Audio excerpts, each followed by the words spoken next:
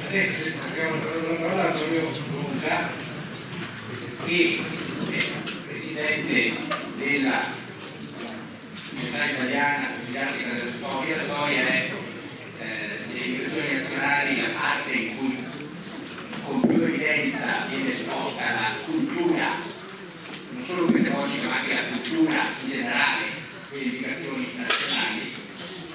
Lo ringrazio anche perché sentiremo anche dopo un intervento programmato degli amici di Padova che sono notati anche dalla professora Brusa mentre stavano elaborando il curriculum di storia che pubblicheremo con il nostro volume. Anche noi abbiamo chiesto il titolo, lo trovo particolarmente importante: una storia per vivere e una storia per venire. Come e perché lavorare dopo le indicazioni nazionali? Grazie a voi di avermi invitato a questa straordinaria riunione. È l'ultima che faccio quest'anno in giro per un grande interesse da parte degli insegnanti e il vostro numero lo dice. In realtà io vedo, se posso tirare una somma di questo grande lavoro che mi è capitato di fare, vedo due scuole ormai in Italia. C'è una scuola che nemmeno conosce queste indicazioni, non ne sa nulla, ed è probabilmente sa una cosa, che queste indicazioni non toccheranno il loro lavoro, nel senso che dicono esattamente quello che fanno. Entro in classe, spiego e poi interrogo. Il succo delle indicazioni, permettimi di essere così brutale dal punto di vista pedagogico, è questo. Quindi ci si trova d'accordo. Vedo però un'altra scuola, che è quella alla quale faceva riferimento Italo prima di me, quella scuola delle persone che sono un po' in ansia, che hanno la cura dell'insegnamento, per le quali questa indicazione è stato un campanello d'allarme. E difatti me ne ritrovo sempre in tutte le città dove vado, questi gruppi piccoli o grandi, pensate a Reggio ce n'erano 250, interessati a capire domani che cosa facciamo. Allora ho preparato questa relazione, sarà molto stringata, poi io ve la lascio perché ci sono delle citazioni che vi possono servire nella costruzione del curriculum, perché il problema che ci siamo posti, io e vari altri, è questo. Questo in realtà l'ho posto già nella prima riunione che ho fatto con Claudio subito dopo che uscì a borsa. Secondo me l'insegnante va assistito anche da forze sindacali, perché penso che l'amministrazione userà nel vedere se le indicazioni sono applicate o non sono applicate strumenti che nessun altro ha usato prima. Vede che tu non hai fatto la piccola lettera lombarda in seconda elementare e ti manda l'ispezione. Quindi ci vuole credo un qualche cosa che non è didattica e garantisca il docente. Un'altra cosa che si può fare è che io come ricercatore ho cercato di fare è individuare all'interno della legge delle disposizioni presenti delle norme che poi vi garantiscono che voi scrivete sulla vostra programmazione, sul vostro piano dell'offerta formativa e dite sto a posto, la legge ce ne sta mettendo. Stiamo cercando di lavorarci, c'è Paolo Bernardi di Reggio, ex direttore provveditore, si chiamava un tempo, di Reggio, che mi prepara gli aspetti tecnici, quelli su cui è intervenuto Italo, che io non conosco, e io invece sono andato preparato per i relativi alla storia. L'inizio però con due dichiarazioni di Loredana Berna che io sottoscrivo del tutto. E quindi sarà d'accordo con Loredana, ormai non ci salutiamo più perché ha letto le cose che ho scritto sulle sue indicazioni, eravamo amici un tempo, adesso non ci saluto, però sarà contenta che prendo queste due citazioni.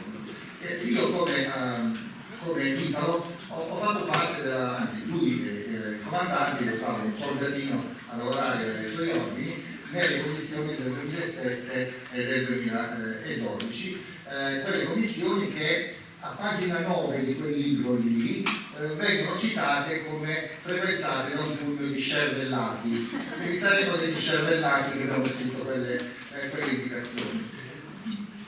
Bene, intanto voi avete letto quello che ha scritto Appella, io sono d'accordo, cioè se tutto a caso mi dovesse toccare il compito di rimettere mano a quelle indicazioni del 2007, io le riscriverei diversamente, perché nel 2007 non vedevamo delle cose che sono successe, non vedevamo, nessuno di noi poteva prevedere che il XXI secolo sarebbe stato così diverso dal XX secolo, nessuno di noi. Quindi noi ci siamo regolati sulla base di un ambiente in cui situare l'insegnamento della storia che era quello del Novecento, diciamo Novecento tardo, il Novecento che si conosce dopo la caduta del muro di Berlino, che vede l'avvento di una globalizzazione selvaggia nella quale siamo in piena.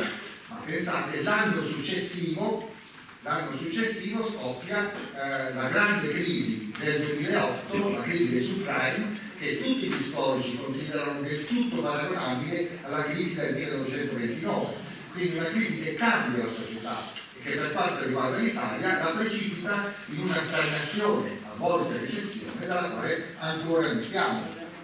Quindi una situazione italiana profondamente diversa, una situazione mondiale totalmente diversa, che è caratterizzata dalle guerre che stiamo vedendo, che sono guerre speciali, non sono le tante guerre che abbiamo visto in passato, queste sono guerre per il predominio nel mondo. Chiaramente di nuovo si sta ponendo questo problema che si pose nella prima guerra mondiale e nella seconda, si pone di nuovo questo problema, quindi è un tempo totalmente diverso. Tutti noi, quando parliamo della nostra vita, noi la periodizziamo rispetto a un evento che ci ha colpito e ha colpito, e tu ne porti le conseguenze, il Covid. Tutti quanti diciamo, ma queste vacanze lo fate prima del Covid, no, ci siamo visti dopo il Covid, per cui come vado dicendo in giro da storico, io proporrei di cambiare a C anche per gli strumenti, anche Covid e post-Covid, perché quella è la priorizzazione. Come risponde le indicazioni rispetto a questo cambiamento? Le indicazioni dovrebbero dire: quello che noi stiamo facendo non funziona tanto, dobbiamo aggiustare il motore, costruire un motore che funzioni in questa situazione. Il motore è fatto così: storia identitaria nazionale, centralità della nazione frontale, esaltazione dell'Occidente. Cioè c'è tutta questa crisi, ma voi entrate in classe e fate lezione, perché se fate lezione e non fate più laboratorio siamo a posto. Questa è la proposta ai solvoni dal punto di vista ovviamente di me storico di queste indicazioni.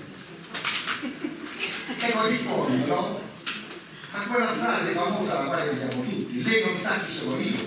Cioè praticamente dicono agli italiani: certo, vivete in un mondo che è in casino, permettetemi la parolaccia, non si capisce più niente, voi come vi comportate? Dovete dire: noi siamo gli italiani, eredi di Roma, eredi di Leonardo da Vinci, eredi di Michelangelo, abbiamo tutta questa storia, voi non sapete chi siamo noi.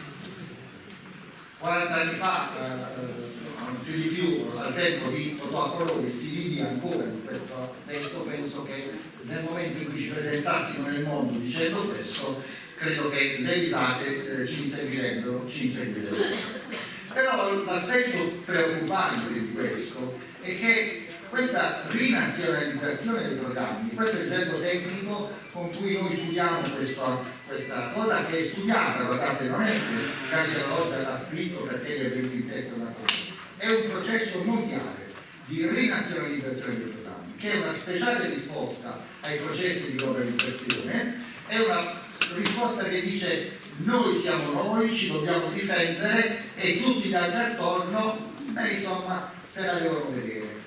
Questa rinazionalizzazione dei programmi è la faccia culturale del processo di riarmo generalizzato che sta affliggendo tutte le nazioni. Non guardiamo soltanto il 5% italiano, perché questo è un fenomeno mondiale, Quindi queste indicazioni ci prendono, di storia sto parlando, non soltanto dal punto di vista di insegnanti di storia, ci prendono dal punto di vista di cittadini, ci prendono dal punto di vista di persone che sono impegnate non politicamente, ma sono impegnate nella vita sociale, di persone che di fronte a un'alternativa, cosa volete? Volete una politica che porta alla guerra o una politica che invece dice no, noi tentiamo in tutti i modi, perché ce lo dice la Costituzione, che tutti i modi sono leciti pur di non fare la guerra, cambia la guerra, mannaggia la miseria, però intanto noi non la vogliamo. Le indicazioni ti dicono questo. Nonostante le parole melliflue di Galli della Loggia, che dice no, non è vero che noi siamo per l'identità eccetera, ma l'identità collettiva è studiata, è studiatissima, e che l'identità sia profondamente, e le politiche identitarie siano profondamente legate a processi di vita difficile internazionale, diciamo così, questo è un fatto assodato. E dal punto di vista storico però, quando entriamo nel merito, e dal punto di vista storico succede una cosa che dobbiamo tenere presente, almeno i docenti della scuola di base fino alla scuola media. Cioè le critiche che gli storici hanno fatto a queste indicazioni, a differenza di quello che è successo per l'italiano, la matematica, la musica, non c'è nessuno che non abbia criticato le indicazioni. L'unico programma che registrava applausi era quello di geografia, che è stato cambiato però. È stato l'unico programma cambiato, il programma di geografia iniziava con delle parole straordinarie. La geografia, che un tempo era la materia destinata a formare i cittadini italiani, oggi serve ai cittadini italiani per conoscere il mondo. Io ho scritto ai colleghi di geografia, datela che la metti in riserva al programma di storia. L'ha letta purtroppo anche Galli della Loggia, l'ha fatto levare, e adesso dice la geografia serve per fare i cittadini italiani. E così siamo a posto. Ma comunque sono delle critiche che vengono fatte. Gli storici non hanno fatto una critica, hanno detto ripigliati il programma, ripigliati il testo, non lo commentiamo perché non è un testo storico. Che cos'è quel testo? È quella che tecnicamente chiamiamo la biografia della nazione o il romanzo nazionale, poi gli storici cambiano il nome, ma in fondo è questo, cioè quando si formano gli stati nel 1800 europeo, per dare dignità e costruire poi quelle che si chiamano le comunità inventate, cioè le comunità di cittadini, di persone che parlavano lingue diverse, non si conoscevano, ma pensate voi di Treviso e io di Taranto ci fossimo incontrati nel 1850 non ci saremmo capiti come adesso. Lo facciamo perché questa comunità inventata allora è diventata reale, ed è diventata reale attraverso dei racconti inventati che facevano uso di fatti storici, li mettevano insieme per dire a tutti quanti: guardate, parlate lingue diverse, avete facce diverse, ma non mangiate la pizza, mangiate un'altra cosa, mangiate la polenta tragna, però siete tutti figli e discendenti, non lo sapete, di antichi progenitori che risalgono a Roma, risalgono a quello dell'altro, eccetera. Questa è la comunità e il romanzo nazionale, che viene declinato in vari modi, in Francia, in Italia, in Spagna, ognuno se lo declina nel mondo suo, che non è storia, è un racconto che serve per creare cittadinanza, cioè un racconto che ha uno scopo politico. Per questo gli storici hanno detto no, la storia non ha uno scopo politico. L'unica politica che ha è quella della conoscenza, diffondere conoscenza e mettere i cittadini in grado di fare quello che fa lo storico, cioè capire cosa sta succedendo nel mondo. Noi lo abbiamo rifiutato, dico noi perché sono 15 società che hanno collettivamente rifiutato questo documento. Hanno detto di scriverlo, loro non l'hanno scritto, è uguale, non hanno cambiato nemmeno gli errori che c'erano, errori gravissimi, e se uno va, non dico all'esame universitario, ma a un esame di liceo a dire quelle cose, il professore lo caccia via a pedate dall'aula. E Vanitano non gli mandano ispettore perché dice hai ragione. Sono loro che dicono che Alessandro Magno ha conquistato l'Occidente. Pensate, le maestre di quarta dovranno insegnare ai bambini che Alessandro Magno non è morto nel 323 dopo una solenne imbriacatura a Babilonia, ha detto: beh, no, che faccio? Vado a fare guerra contro Roma, che stava combattendo contro i Sanniti, e Roma, fra una guerra Sanniti e l'altra, fra una forza caudina e l'altra, se l'è vista con Alessandro Magno. Questa è la stupidaggine che c'è dentro questo programma. Vi l'abbiamo detto, ridetto, nelle audizioni è stato comunicato, abbiamo parlato con la Milario, che è la commissaria di storia antica, guarda, che ha detto: no, ma sai, quindi voi dovreste insegnare questo suscitando l'idealità di tutto il mondo, perché ovviamente quando nel mondo si viene a sapere che in Italia si studia questo tipo di storia, un dramma. Cosa è successo in Italia? Non penso veramente, le travego, non riesco più a capire cos'è storia e cos'è fiction e cos'è storia controfattuale. Per cui il dilemma che vi si pone non è un dilemma che dico no, il dilemma è questo. Certo, anche quelli che non sono credenti sanno la prima volta che è stato proposto questo dilemma. Noi ci auguriamo che non venga scelto Barabba in questo caso, ma essendo tutti seguaci in Barlock, non è un atto di disobbedienza, ma anzi un atto di fedeltà alla disciplina che noi insegniamo. Ma una volta che abbiamo deciso questo, dice: vabbè, allora però sono le ispezioni. Allora, cosa scriverei nel mio prossimo piano di lavoro, nel prossimo programma, indicazioni, dell'offerta formativa? La prima, queste frasi sono frasi ufficiali del Ministero, perché se voi andate sul sito del Ministero e cliccate indicazioni, vi compare subito questa pappardella di poche pagine che è il sunto delle 105 pagine delle indicazioni. Perché ovviamente avranno pensato: ma voi che gli insegnanti perdono 100 a leggere e gli insegnanti di storia si sbobbi 10 pagine riducono tutte le 10 pagine del programma, dopo fila del programma, perché è un programma, in 20 righe, pensate, spiegano queste frasi. La prima è questa: le indicazioni per il curriculum del primo ciclo aprono la storia a una dimensione europea e fin dove pare possibile sensato anche a un ambito mondiale. Perfetto. Io lo riscrivo e cito, l'ha detto il ministro questa cosa qui. Perché è chiaro che nessuno di noi non spiegherà la storia italiana, ma figurati se non spieghiamo la storia italiana. Il problema è contestualizzare la storia in contesti che a volte sono europei, a volte sono mediterranei e a volte sono mondiali. Devi fare così per capire l'oggetto che spieghi. Ma la seconda frase, che è la frase finale di questa epitome delle indicazioni, è ancora più chiara. La leggiamo insieme. La disciplina storia è pensata per accompagnare i giovani nell'acquisizione di competenze fondamentali per comprendere i fenomeni che hanno modellato le nostre società. I fenomeni che hanno modellato le nostre società. Sottolineatelo e ve lo scrivete. E poi in classe fate esattamente questo, perché qui Dore della Perla ha ragione. I fenomeni, poi se l'è scontato da scritto il programma, ma qui ha ragione. Per riconoscere la complessità, e tu ricorderai con complessità il termine tecnico delle indicazioni del 2007, quindi questo ce lo riprendiamo, apprezzando altresì le differenze rispetto ai contesti geostorici diversi dal nostro, dei quali si dovranno pure apprendere i caratteri peculiari. Cioè, se tu dici c'è la Cina e ci confrontiamo con la Cina, si dovranno pure apprendere i caratteri peculiari della Cina.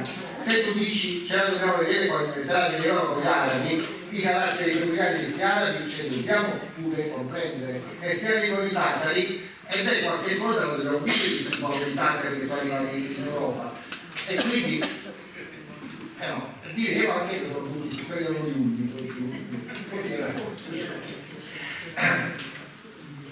E proseguendo ancora, qui avete la citazione che potete riprendere, è una frase che già Italo ha ricavato, che lei dice in inglese: è curriculum maker. L'insegnante è il fabbricatore del curriculum.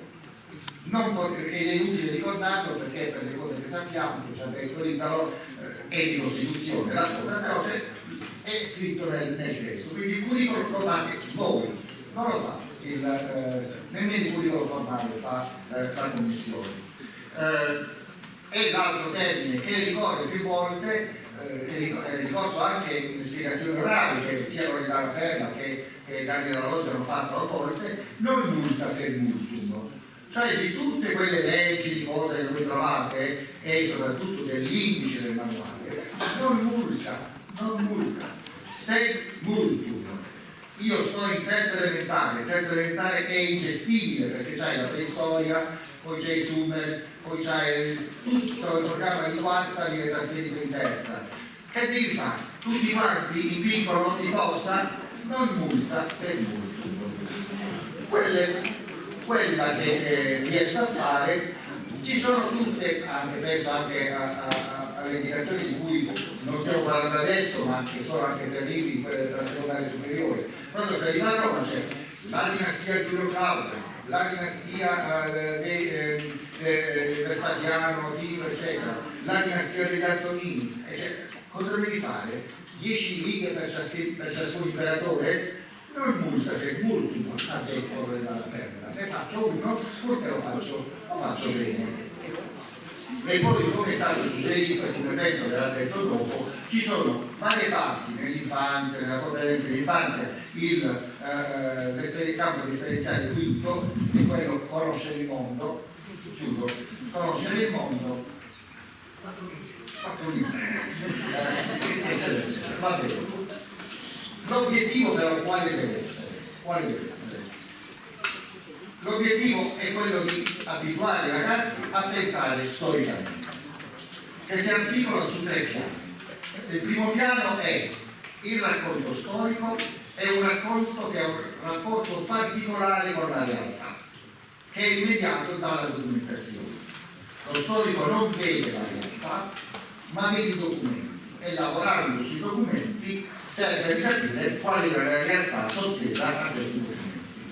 Questa è una competenza fondamentale di cittadinanza in una società come la nostra, nella quale noi siamo circondati da documentazione dei fatti che accadono. Non li vediamo, nessuno di voi ha visto le bombe in Ucraina, ha visto le persone ammazzate in Palestina, non le abbiamo viste, noi abbiamo avuto delle immagini, cioè dei documenti che dobbiamo interpretare, perché se noi li interpretiamo, noi con la nostra testa, noi diventiamo succubi dei manager dell'interpretazione che troviamo nella televisione, troviamo nella politica, nel dibattito. Quella fotografia vuole dire che, no, un attimo, quella fotografia sono io che dice che cosa vuol dire, perché ho capito chi l'ha fatta, perché mi è arrivata sul computer e prendo le mie decisioni interpretative. Secondo livello, il testo storico non è il romanzo dei Promessi Sposi, che tu leggi dall'inizio e vai alla fine e come è andato, eccetera. No, il testo storico è una epitome di fatti accaduti nel passato. Io vi proporrei di considerarlo un dispositivo per l'insegnamento, non il racconto del passato, l'insieme delle cose che bisogna sapere, perché sono troppe, sono tante, non ce la farete mai, anche se siete gli insegnanti più reazionari del mondo. Io spiego, interrogo, corro, non ce la farete a spiegare tutta la storia. Noi andiamo nella storia prendendo dei pezzi per esercitare i ragazzi a pensare storicamente. Anche qui diventa una palestra, mi esercito a capire, mi esercito a fare delle cose, non leggo, sottolineo e poi il giorno dopo dico alla professoressa. Terzo, il racconto storico non è uno dei qualsiasi racconti che possiamo fare del passato. Io posso raccontare tutto, ormai i raccontatori del passato sono tanti, li troviamo in televisione, poi c'è tutta una branca di divulgatori che trovate su YouTube e che i ragazzi si vanno a vedere. Che ci vuole? Io vado a vedere delle cose e poi ti racconto la storia dei romani, ti racconto quello, tutti possiamo diventare e raccontare quello che ci passa nella testa, avendo letto 2 libri. lo si fa per il virus, lo si fa per il Covid, lo si fa per i terremoti, lo si fa per la politica internazionale, lo si fa anche per la storia. Il racconto storico è un racconto accettato dalla comunità degli storici. Gli storici danno dei range interpretativi all'interno dei quali ci muoviamo. Insegnare ai ragazzi a muoversi dentro questi range interpretativi, secondo me, è un buon obiettivo. Io mi darei questi obiettivi come obiettivi di forza del nostro curricolo, cercando anche di capire le cose che ho fatto, che magari non rientrano in queste cose, l'indirizzo e probabilmente questa vicenda avrà un risvolto positivo, che è quello che non siamo riusciti ad avere dopo i programmi del 79. Pensate, i programmi del 79 sono programmi che lasciano liberi riguardo alla scelta dei contenuti. Dicono la storia si insegna da A, cioè danno le indicazioni cronologiche, ma i programmi, allora la commissione del 90 disse è troppa la storia, scegliete voi. I programmi dell'85 dicono la stessa cosa, scegliete voi. Beh, quello che potrebbe succedere proprio per questi fatti che vi ho raccontato oggi, che sarebbe veramente il miracolo del quale dobbiamo ringraziare sia quelli della Perla che quelli della Loggia, perché finalmente potremo avere dei docenti che scelgono e dicono basta la storia scritta così, sono io che prendo gli elementi di storia che mi servono per creare un ragazzo che impara a pensare storicamente. Se questo succedesse sarebbe una bella vittoria nostra. Grazie.